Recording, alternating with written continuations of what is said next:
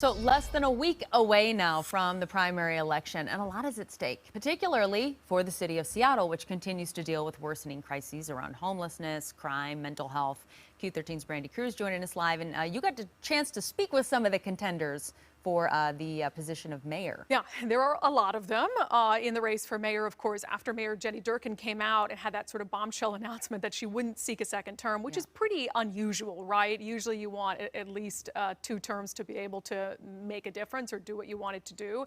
But after 4 years, she just had had enough. She wasn't going to run again. And so that really opened up the field. I'll just put up a graphic that's really more for us to laugh at than anything, because it just shows how many people are in the race. Yeah, 15 names will be on the ballot, the primary ballot for voters in Seattle. But really, there hasn't been a ton of polling done.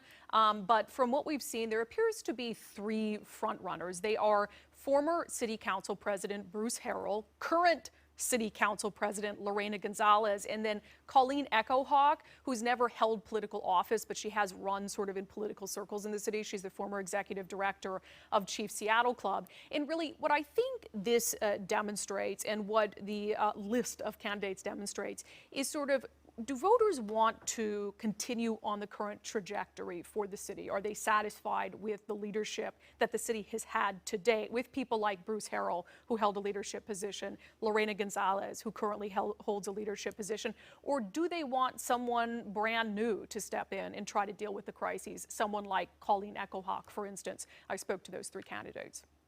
My track record shows that the things that I prioritize are, how are we going to make this city a livable and affordable place for our working families. These problems cannot be pointed at one person or one mayor, that these problems are decades in the making.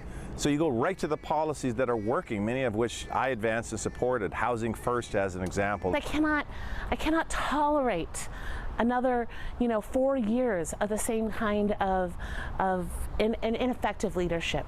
And that's why I'm stepping forward.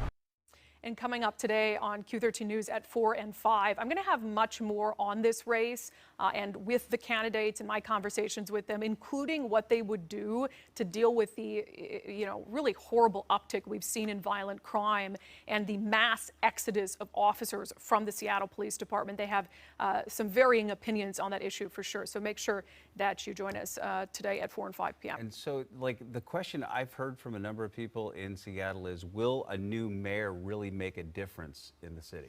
Well, look, if people are expecting some massive political shift in Seattle, they're not going to get it. You're talking about different shades of blue. We always discuss that.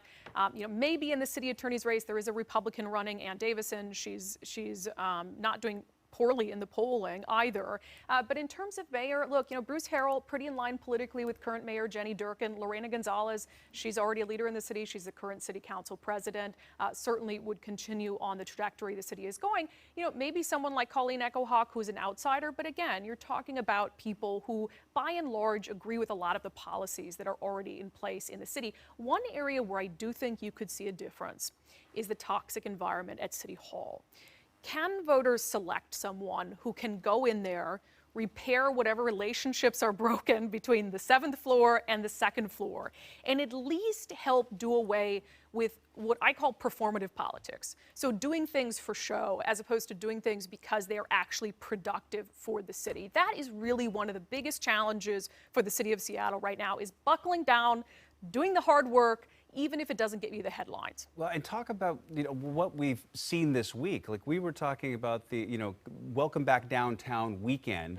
And then at the end of it, we were talking about 5 people dead, a dozen injured, and, really a bad look for the city. We had the mayor come out and did make some public comments about it. And they said, yes, we are going to buckle down. We're going to address this. But we've lost a lot of police officers in the city, and the city council, meantime, not addressing that. They're talking about, let's raise parking rates at the new arena at Seattle Center. Yeah, and it's a matter of prioritization as well. And that's also what I mean by performative politics, which is, if we can do away with sort of the show and tell and that nature of it, where it seems as if they're always putting on a performance in city council meetings. If you can do away with that, I would argue if all of their work had to be done behind closed doors, or at least, out of the public specter, they'd probably be a lot more productive. It's not good for, it's not good for transparency, but they tend to like attention that ideas get, as opposed to what do we really need to buckle down on and fix for the city? Homelessness, drug abuse, mental health issues, crime. And clearly, that's a lot at stake right now, which Yeah. is why a primary election like this matters. So Matters. we Yeah. need people to get Pivotal. out and fill out those ballots. Yeah, not just for Seattle, for the entire region. Entire region. Entire region, Yeah. incredibly important. Brandy, thanks. Yep.